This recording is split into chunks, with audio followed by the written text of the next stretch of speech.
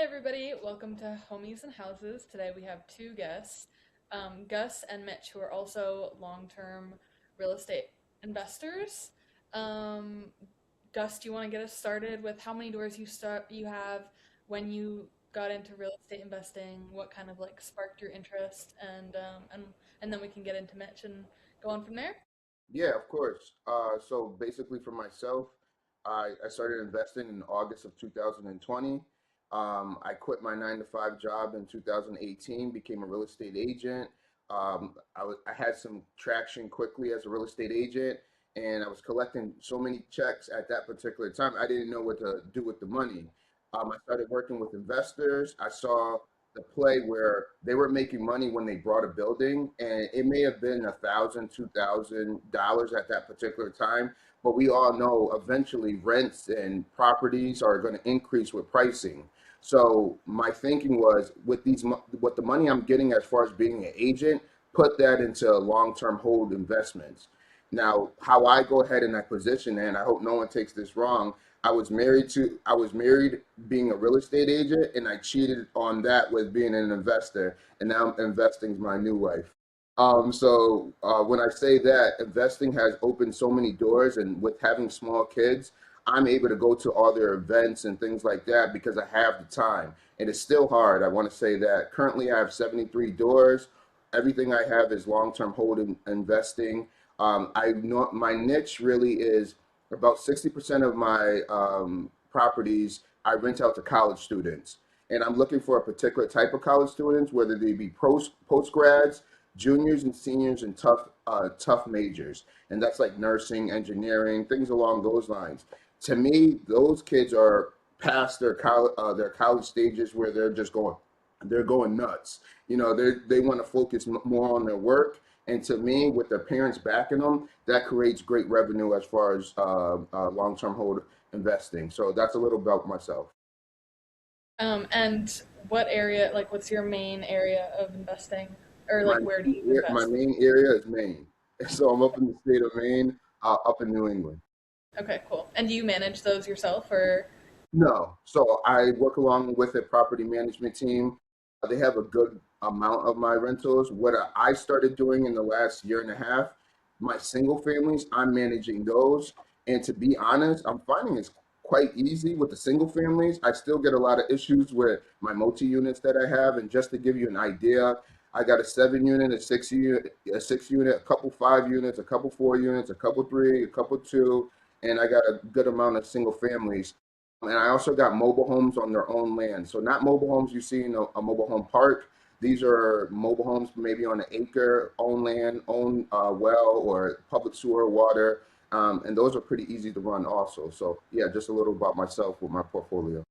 Cool. Mitch, what about you? Hey everyone, my name is Mitch. I'm a real estate investor just over 7 years. So we just have just about over 10 doors essentially, and it's mainly buy and hold. So we don't say, I've never sold any sort of real estate.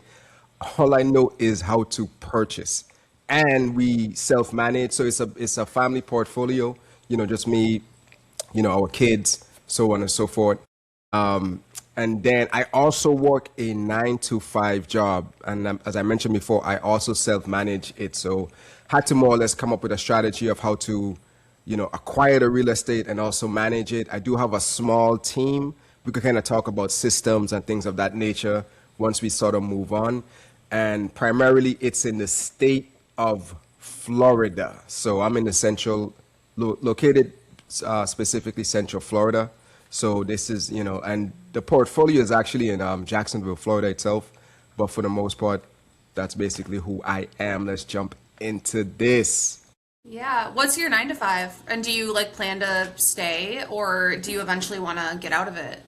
That's a good question. So my 9 to 5, I am a system analyst, IT system analyst. So long story short, all I do is take requirements from the business, implement those requirements, talk to the developers, and kind of work the middle ground between the communication from the business and the developers. So that's essentially my 9 to 5. And regarding eventually getting out and doing it full time, yeah. I mean, once the cash flow sort of hits a certain amount, that is the goal ultimately is to more or less, transition from the 9 to 5 into more or less buy and hold. But it has to remove all of the income that I have from my 9 to 5 in order to do so. I'm not just going to jump off the cliff yet. Not yet. Just got to wait. As opposed to Gus, who did kind of just jump off the cliff. So I like that. I like the polarizing nature of that. I am somewhere in the middle myself right now too, um, trying to retire already. So I just got my real estate license so that I could start replacing some of that 9 to 5 income with selling. But yeah, I have also bought a lot more than I've sold. So when I was in real estate school, they would give us an hour and a half to write a purchase agreement, and I'd be done in like 12 minutes because I'm like, I've done this like 12 times on the buyer side. But then like the listing side, I'm like, I've sold a couple flips, but not as much. And then, so I'm in Minnesota. I have 17 doors right now, 5 properties. And then I met Rachel at the Bigger Pockets conference in Vegas this past year. And Rachel, tell them a little bit about you because you haven't met them yet. Yeah, I have just one duplex in Bentonville, Arkansas. So 2 doors just started. Yeah, that's really like my real estate journey. I house hacked for a bit and then I moved out and renting out both sides. When I was house hacking, I was like, I redid the floors, painted the walls, updated some appliances, and fixed some other little things. So trying to like add value and do that whole thing. But yeah, hoping to get another one before the end of the year. How do you like it so far? I love it.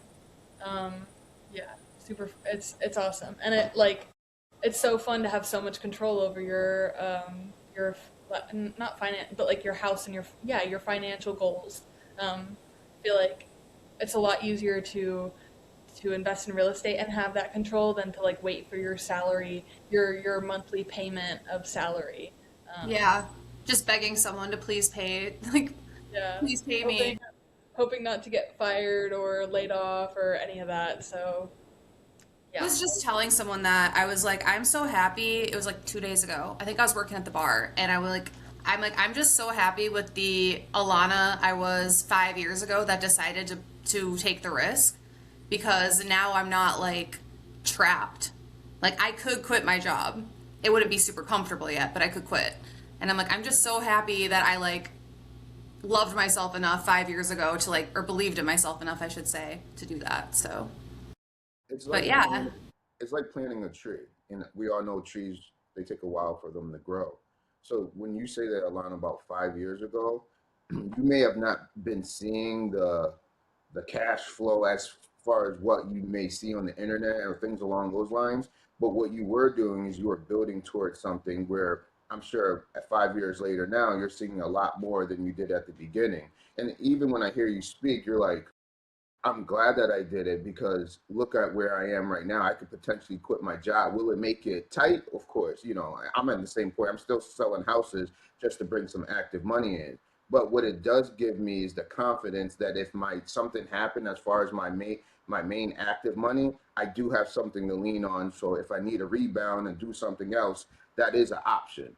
Um, Mhm. Another thing that I would want to go ahead and bring up is the longer I notice people crunch numbers and never buy anything, they wait like 5 years later. That's 5 years of time that you could have got the experience, the appreciation, the growth, the knowledge that you kind of, put to the side. And I'm not saying anyone should just go buy just to go buy.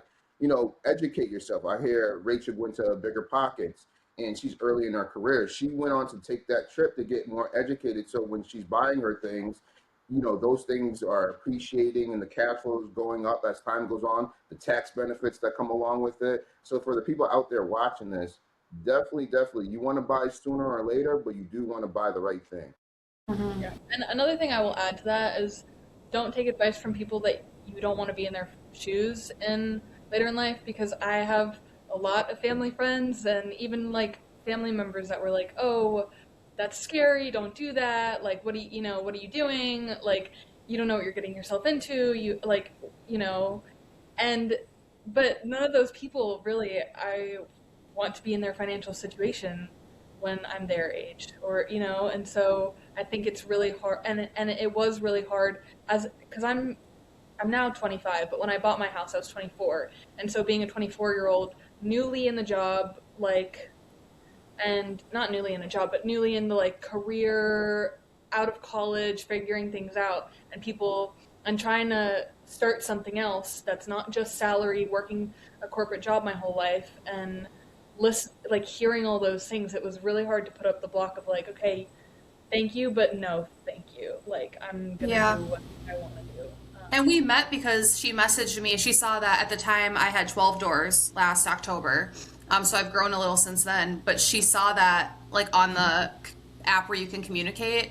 And she was like, hey, can we grab coffee? Like, you're more where I want to be. And so she's like rejecting talk, like listening to people that have a life she doesn't want. And like, okay, well, Alana's like not super, super far along, but it's like relatable. It's like I can be there too. So.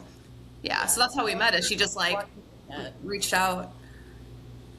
But No, Rachel, I would love to be in your age, jumping into real estate at the age you are. I got into real estate later on. So to capture a property at 24, 25, and now you're understanding, hey, a lot of people are telling me to get away from real estate. It's scary. What they're doing is they're pushing their insecurities about that particular lane onto you instead of, encouraging you. But that's hard if you really don't understand the ins and outs. But what you are doing, you're getting around Allana.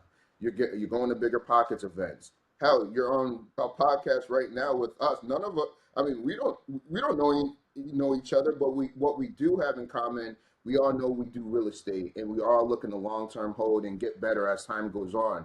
You get around people. I've cut off so many people that are not in this space, and nothing personal against them. It just doesn't align what my goal is. My goal is to be financially in a place where anything my kids are doing, I'm there for, or anything I feel that is a benefit to my kids, I'm able to go ahead and create. Because it's not about me anymore. It's about these little ones that are waking me up like 4 in the morning. It's more about them and putting them in a position. So 24 brought your own place. Kudos to you. Congratulations. Thank you. Thank you. what about you, Mitch? Because you said just over 7 years. So, like, what was your light bulb moment when you decided to invest? yeah. So for me, I kind of knew real estate a long time ago. My friend, he introduced me to Robert Kiyosaki, but I was in the military then. And those of you who don't know, the military, you have to more or less deploy or go to different duty stations every 3 to 4 years. So at that particular moment in time, I was reading a book. This was like 2000 and 2004 to 2007. So I kind of had an idea with Robert Kiyosaki. The problem was I knew I had to deploy or go to a different duty station. So I was like, I can't jump into real estate yet. So fast forward, I got out of the military. We bought essentially one house. And at that particular moment in time, I still kind of knew I wanted to jump into real estate. I just didn't have the financial backing to be able to do that. Then eventually, once I started to grow, started to understand more stuff, understand because I use 401k, I use house hacking, I use Bank of Parents. I don't know if you all know the Bank of Parents where they go, you ask and say, hey, they started to see a momentum with me, and they kind of, deployed some capital to me to allow us to acquire more, more real estate. So I use every single possible scenario to get into real estate as much as I could. But the first thing is I had to be able to show that I had momentum, and I had to lay the blueprint so that way, my family and things of that nature could kind of believe in me. So that was like the basic concept was to answer to answer the question. I knew about it, didn't have the knowledge, didn't have the financial awareness. Fast forward, once I was able to get that, then I was able to jump off a lot faster because I kind of had all that stuff brewing in the background. So I don't know if I answered your question or not. Yeah, yeah, for sure. Oh, What and is, you go you ahead. talked about the team you had built with the amount of doors you have. Like, what does your team do for you, and how many people does that include? And yeah, Good question. Yeah, so the team, more or less everything that we have now in society can be bought, sold with this thing called an iPhone. This is a computer, by the way. So anything that we need. So when I What if say it's an team, Android? What if it's an Android though? Android goes in the garbage. Yeah. If you Oh, have a trash next, yeah, put it, yeah. you heard him. He's rude. He's rude. Go ahead. I'm Ouch. so, I'm sorry, Android. I'm just telling y'all the truth. Okay. Go get an Apple right now. After this, go get an Apple. If anything, if you don't get anything value from this, go and get you an Apple. But jumping back into it. So the team that I have is very small. I have a couple of guys that I can actually call, text. So I have a list of electricians, plumbers, repair guys, roofers, and I categorize them by like the best one, which is like an A.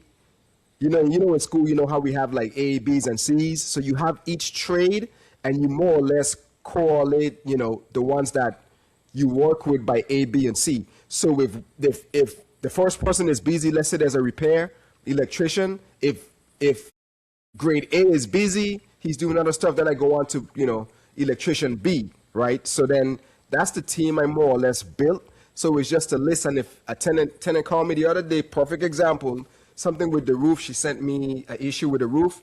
I ended up calling my guy. He ended up, talking to somebody else, and we got the repair fixed. So right now I should be checking up today to get the repairs done. So the teams that you could build is very simple. Call around, get you some contractors, create a list, and if there's any issue, just send the text, have them send pictures, talk to them on the phone, just build your list before you even start to more or less get into real estate. So that's the team concept of it, if that makes any sense. I think a Yeah. lot of I think a lot of it also is trial and error.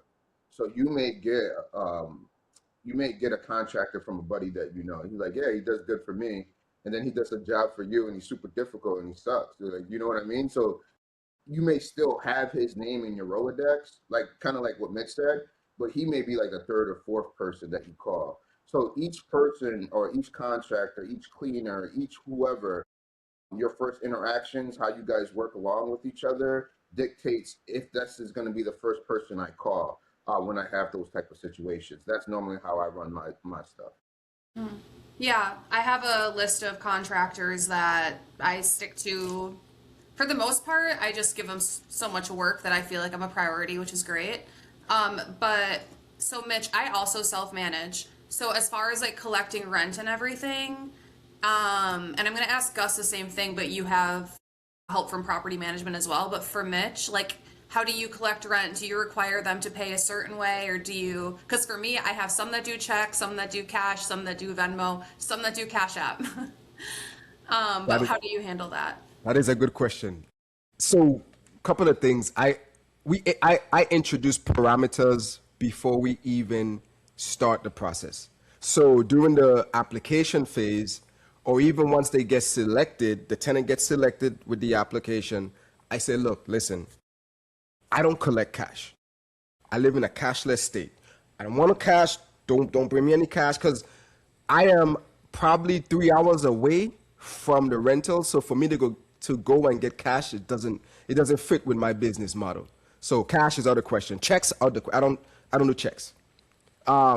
Now what I do is whatever application that they have and they want to pay with is what we accept. Yes, Miss Allana. Cash App, Venmo, PayPal, whatever you have. I have about 10 different applications. I could care less. So whatever they have is what we use. 100%. Yeah. Yeah.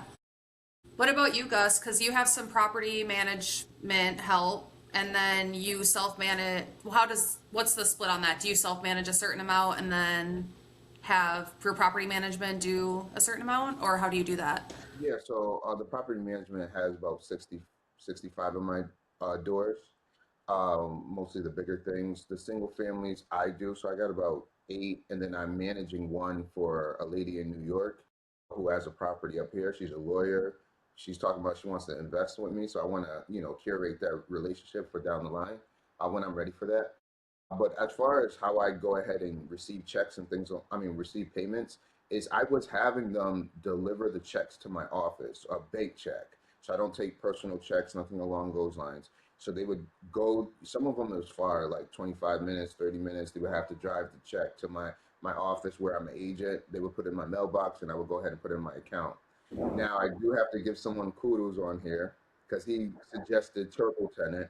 So I have converted I'm not even going to say the person's name because their head is already big, as you can see over here. But I have converted over to turbo tenant, and where I'm seeing the pluses with that is they can they're able to make their payment at their own leisure through an app, through a portal, which is makes it easier for me. I don't got to go to the office and have bullshit ass conversations with people I don't want to. But and if they see this, I'm lying. But also they're able to go ahead and put requests, maintenance requests, and things along those lines. So they're not hitting me directly anymore. So with those maintenance requests, I could just take a screenshot and send that over to. I have a, I would say, an assistant for me now. She does a lot of my running around and things along for me. I could take a screenshot. She knows the people that we work with, and she could get that done. So what I'm doing slowly is like I'm turning into a management company. Um, Not on purpose because I don't know if I want to take my whole portfolio. That's a lot. That would be a headache and a half. But yeah, so that's how I take payments currently right now. And then Rachel, I don't think I even know this for you. How do your tenants pay you? Now they pay through my property manager because I don't live in Bentonville Oh anymore. yeah, duh. Prior to that, they were paying through an app called Baselane, which I liked a lot. It was pretty easy to use. The only issue that I had was that like the if you couldn't have two separate logins for the same unit, which was like not ideal. So yeah, that was the only issue I had with that. But I other than that, I really like appreciated Baselane and the customer service was great. And yeah, um, yeah, and Yeah. you take cash and I take everything, but I don't really want to take. There's not much of a benefit to taking cash because like I don't cheat on my taxes, so like you know what I mean? Like it sounded great in the past, and now I'm like, well, it doesn't really make a difference.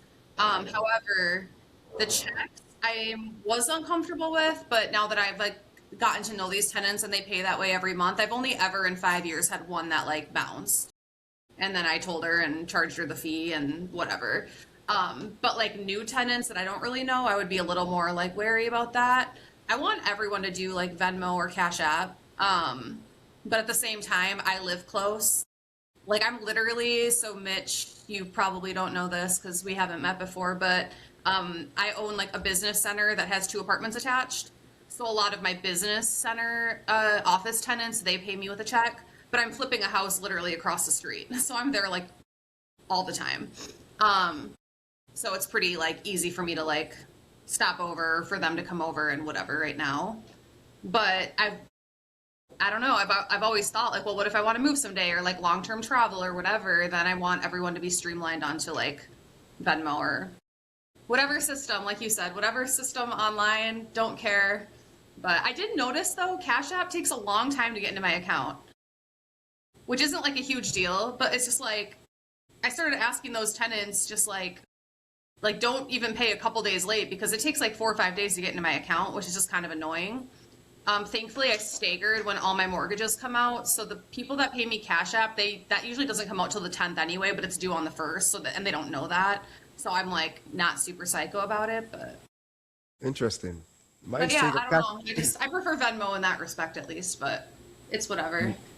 Yeah, Cash App is usually two, for me, is usually maybe 2 to 3 days max. Yeah. Yeah, it's just weird. Yeah. Okay, so how about like LLCs? Do you put your properties under different LLCs? Do you even have an LLC? For Gus and for Mitch and Rachel, you're not under an LLC, right? Not yet. No. I just did it. I've been doing it for 5 years. I just converted everything to a separate LLC last year. to assess each individual property to their own LLC or just okay. Yeah, there's more protection that way, a little bit. I know some investors that have like one umbrella LLC that all the properties go under, but there's more protection to have it completely separate. So like I have Cherry House LLC, and if anything happens there, they can't touch. Ascent Home Solutions. And if anything happens there, they can't touch ARL LLC or whatever. And so I just have a lot of peace of mind doing it that way. But yeah, Yeah. I So, also, oh, go ahead, Gus. just when you have multiple LLC, I mean, multiple properties in the LLC, one of the biggest things for myself is umbrella insurance. Because if you get just if something was to happen, hopefully nothing ever happens, that first layer of defense is that insurance that you have on that home. But you want to make sure that your entity is as safe as possible. I know there's trust and things along those lines that you could put your stuff in, but umbrella insurance is one that a lot of my peers locally in my area tend to talk about, that keep them sleeping at night. Because let's say it's a $5 million, depending on the coverage that you have, your first line of defense, that insurance will be able to cover something as far as a lawsuit. But depending on, I'm sure if you're getting an umbrella insurance and they're suing you for $5 million, they think you have that. That umbrella insurance is going to be able to go ahead and play a factor into that. So I think, that is a key part, especially if you have multiple properties under a LLC, to have something along those lines there. Yeah, I'm still figuring out how it all works. I Cause, I have umbrella insurance. My dad worked in insurance growing up, and I feel like that was something that like we talked about it when I bought my house, and because it only adds like $5 a month, so it's not like a huge deal, but the coverage difference is insane. It goes from like basic, like if anything happens, it'll cover basic things, but if there was to be like, yeah, a huge lawsuit, at least, yeah, the umbrella insurance will cover that, but normal, maybe not. yeah. I did have one more question. Well, maybe more than one. I don't know. But for Gus, so just because this is something that I'm really working through right now, and Rachel doesn't have a single family, I guess I don't know if you have any. Do you have any single families, Mitch, or do you just have your multifamily? Yeah, we got multis and singles. Okay, how do you guys feel about the single family? Because as I'm growing as and maturing as an investor, I don't think I want any. I'm like the cash flows, not really like I only have one single family right now, and then the rest are multifamily. And I'm like the cash flow is so much better for multifamily. There's so much more protection. I just feel like I don't know. How do you guys feel about single families? Mitch, you want to go? Yeah. Well, I started out when we started out, we kind of had singles. So, single is like the easiest thing to kind of get into when you're starting out. So that was the approach. But to answer your question, as you more or less progress and you start to mature, you start to see like, okay, well, if somebody moves out from a single family, there's no rent being collected, so you start to fine tune, I guess, your strategy to want to have more multifamily. So I don't disagree with you in that regard. I think as you start to develop more and you start to understand how cash flow works, somebody moves out, you want to be able to collect more rent. So multis in that aspect makes sense. Now, where it gets a little different is, from my understanding, because I've never sold, but what I've learned is, single family definitely appreciates more in value. And then you more or less, when you get ready to sell, you could kind of, you have more buyers looking to purchase. So you have a lot of, families wanting single family. So it has its pros and it has its cons. As an investor, for us, we want cash flow and as much cash flow as possible. And if somebody, there's a vacancy in, let's say you have a duplex vacancy one, you're still collecting cash flow.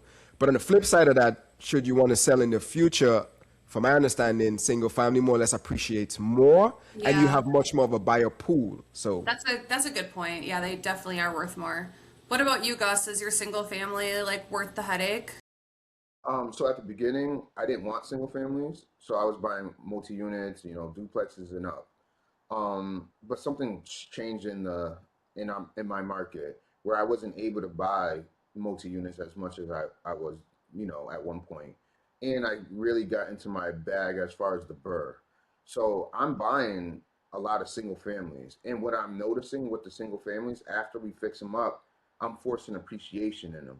So I'm forcing 50,000, 100,000, 150,000, depending on, where we finish with that particular home. Then I'm putting a renter in there. Now, what I notice with the renters, they tend, if you get the right renter, I haven't had much, people move out. You get the right renter in there, they start thinking this is their house.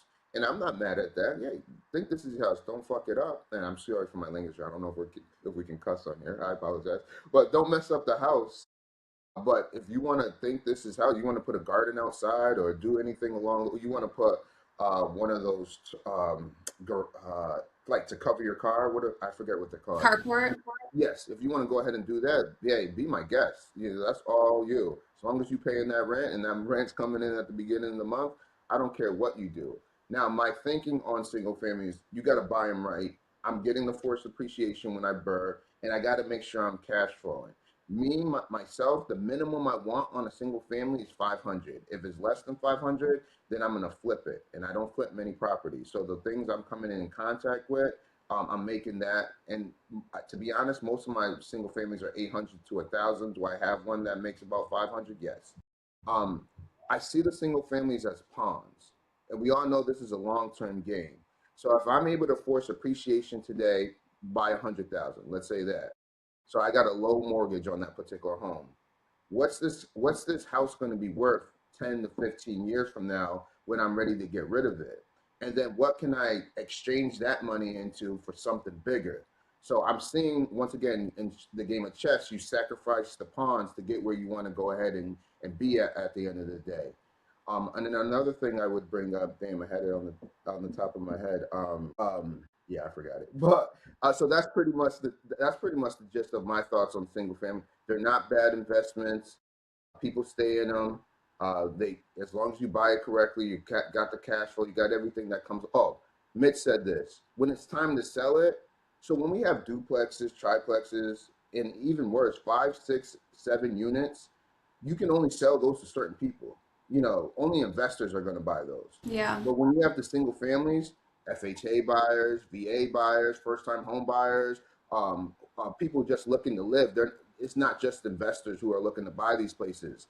So when you build in the equity when you burr it, you wait 10, 15 years, whatever appreciates then, and then you put that thing on the market, how many buyers you're going to have to be able to go ahead and buy that? So for me, in the long term, that wins. But I do get the point where if you're earlier in your career or you don't have um, X amount of doors to compensate someone moving out, it does make the process a little harder. So I can't deny that particular part when you bring that up. Yeah, because I'm living in my one single family right now. I bought it as an Airbnb, and then me and my sister and my boyfriend moved into it for now. But I'm going to sell it. But it did appreciate really fast because I bought it less than 3 years ago. I owe 171. It appraised at 220, and I'm not going to take less because I'm not desperate to sell it. And so I'm like, I'm going to profit and if I'm the agent on it, which I will be, I'm saving money that way. I think yesterday I found my own buyer too. We'll see. But I was doing an open house for a different house, my first one ever. The first guy that ever walks in, he's deaf, but I've been practicing my ASL, so I'm like, I kind of can communicate with him a bit. And he says that the house he's looking at is too big for him. I was like, well, what are you looking for? And he describes my house. I was like, well, I'm done here at 11:30. You want to come to my house and look at it? Because it's not on the market yet. And I think I got a buyer for it, and then I'm the buying agent and the selling agent on it. So I save all that money in commission, profit like 49,000 or something like that. So that's a really good point. Yeah, I was just thinking because I was doing math, and I'm like, I think if I rented, I could only cash flow like $350 a month, which isn't horrible, but compared to my multifamilies, I'm cash flowing over $1,000 a month on those, like individually, like each one. And I'm like, well, when I need a roof, $350 a month doesn't add up so fast, But anyway, so I needed that little therapy. I needed to ask you guys what you thought about it because me and Rachel both just have multifamily otherwise. So Was that a turnkey property when you purchased it, or did you burr it? I purchased it and I only had to do cosmetic stuff to it, but it was an investment because I Airbnb'd it. So I got all new furniture and made it really nice.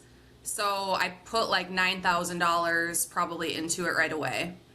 But I made that money back on Airbnb because like some months I would like break even or be a little down, but then sometimes someone would book the whole month and I'd get, or like they'd book like even 2 weeks, I'd get like $4,500 in my pocket, and my mortgage was $1,500. But property taxes keep going up, so this mortgage is almost $1,700, and I'm like, this is just stupid. Like I haven't been paying the mortgage because my boyfriend and my sister pay it with the rent, but I pay utilities, garbage, Wi-Fi. So I mean, I still have these bills on it, but One thing that you're doing though, and the deeper you get in your career, so you're an investor. You added on being an agent. Once you get in the real estate space, everything co-aligns with each other. So see how hey, I want to sell my place. You're an agent. You're working another home. You're doing an open house. You meet someone. You build a relationship. They don't like that house, but you took them to show them another house that you have. That's an agent and an investor working together. So I'm the same way. I'm agent, investor. I lease properties for other investors also. I put stuff. This may put this in the boat under real estate too. We make content on social media. Some people, they may look at us like we're crazy over bragging when we're talking about our real estate, but what we're doing is we're marketing ourselves. And when we market ourselves, people bring us opportunities. Whether people message me all the time, hey Gus, I got a friend that's looking to move in the area as a renter, or it may be they're looking to move in the area to buy a new home. So whatever the category as far as real estate, we want people to come to us, and we want to be able to go ahead and complete all their needs at the end of the day. So we're able to make money and create opportunities from it. So I think you're going to see a lot of that as an agent, both of them intertwining. You may get a bunch of deals. Now they know Allana as the agent. They're following you on social media. Oh, Allana's an investor. Oh, I know so and so who wants to go ahead and sell this depleted property. Let's bring it to Allana. Now, yeah. not only can you decide if it works for you, if it does, you buy it yourself, or you could put it on the market and make money. It's just many ways to make money in real estate. Yeah. Yeah. And then one more question. I was just thinking, if there's one mistake that you've made to wrap up for each of us that you would not want to make again or whatever, what would that be? Mitch, do you want to go first? I'll pass it off to Gus. Okay. I know all Mitch's mistakes, so if he comes out here and he lies, I'm gonna call him out. One mistake that I made is thinking, and I'm fairly new in real estate too, so I'm not. If I'm talking a lot, I'm only speaking from my experience. I've only been an investor for 6 years, so I'm not, someone who's been in 15, 20 years. A mistake I made is I thought not insurance, rent was always going to increase. So I bird this property. We did a great job. I put a tenant in there. They were in there for 2 years. I was cash flowing like $1,200, give or take.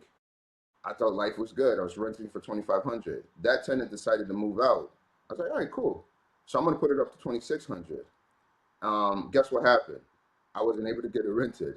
So every other week I had to drop the price because, you don't want to keep it the same and have it be vacant for that particular time. So you're missing out on rent. I ended up dropping it down to $2,000 and getting it rented. So that's $6,000 that I lost because my thinking was it. And I think because I got in at the time of COVID, everything was going up. It doesn't go, real estate doesn't go down. And I got a rude awakening, a smack in the face that, these prices that I once rented my places out aren't forever. So that was a loss that I took on my end, but was much needed, in my opinion. I'd say for me, having systems in place for tenants or for like screening tenants. I've had a couple bad ones, and now I think systems are so important. So that's what I would say is background checks. Just, I don't know. I'm just very like empathetic to someone's story. And so I've just been like taken advantage of in that way before a lot. So having systems in place when you're screening tenants, picking your tenants, Don't be desperate. It would be better to have a vacancy for an extra month than to have the wrong tenant in there under a lease. So that's what I would say. Rachel or Mitch? Mitch, you want to go? Sure, I guess I'll go. I would say a mistake. I think in terms of screening, I think for me when I started, hearing the stories, and you're like, your heart starts to melt, and you're like, yeah, okay, cool, I'll do it. So I would say trust your intuition, trust your gut. If it sounds like a duck, it quacks like a duck, it walks like a duck. Trust me, it's not a rabbit, it's a duck. So please trust your intuition, and then also, surround yourself with definitely people that are doing either the same thing or higher than what you're doing. I think in the beginning, like Gus was mentioning, like we're like in a mastermind group. So there's a lot of times where I have questions. I didn't really have more or less a space where I could go and actually talk to someone in the middle of the day, things of that nature. So definitely, reach out to, or have a mastermind that you can actually reach out to. So, and then, surround yourself with people that can actually make you pursue a higher goal. Get away from people that's doing average stuff, because you'll always stay in that quadrant. So I would say, definitely reach out, be around people that are doing bigger than you or similar, so you could grow as well. So I would say those two items, definitely, is what I would recommend for sure. Rachel? I don't know. I'm still pretty fairly new into my. There's not a lot of mistakes to be made with one. I mean, yeah, with my one rental.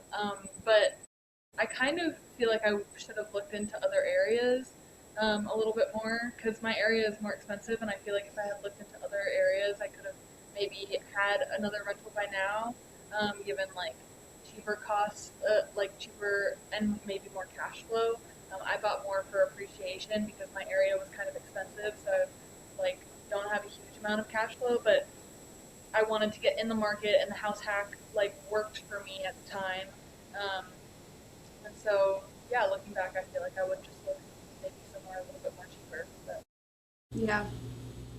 And how can people get a hold of you guys? For me, you can find me on Instagram at Gus Philly Real Estate, um, posting my podcast content, and I post personal content as far as what I'm going through as far as investor. Also, I do have a podcast on just like this one, and I would love to have everyone that's here now on my podcast so we could do an episode 2. I think it makes sense. It's called Behind the Doors. Basically, same thing how we just did it today. A panel. I'm shooting off questions. We're brainstorming. We're having real estate conversations. So check that out. You can find that at Gus Philly Real Estate, also on YouTube and other platforms. And yeah, that's how you can reach out to me. Mitch? Yeah, you could find me typically on Facebook and also on YouTube. On YouTube, it's 3Ms with Mitch. So we talk about similar concept, real estate, my trials and tribulations, how I see the market, how I see certain things. I try to give, real life scenarios of what is happening and how it has happened and affected, our portfolio. So I try to, spit off games so people can learn, grow at the same time. So check me on YouTube. I'm also on Instagram and Facebook at the same time. So come check me out. We got some good information for you. Awesome. thank you guys. Yeah, this was awesome. Thank you. And we look forward to 2.0 on Behind the Doors for the next episode. We're gonna be a little bit more raw and uncut. So check out this one, and then There might be a little more cussing. All right. See you guys.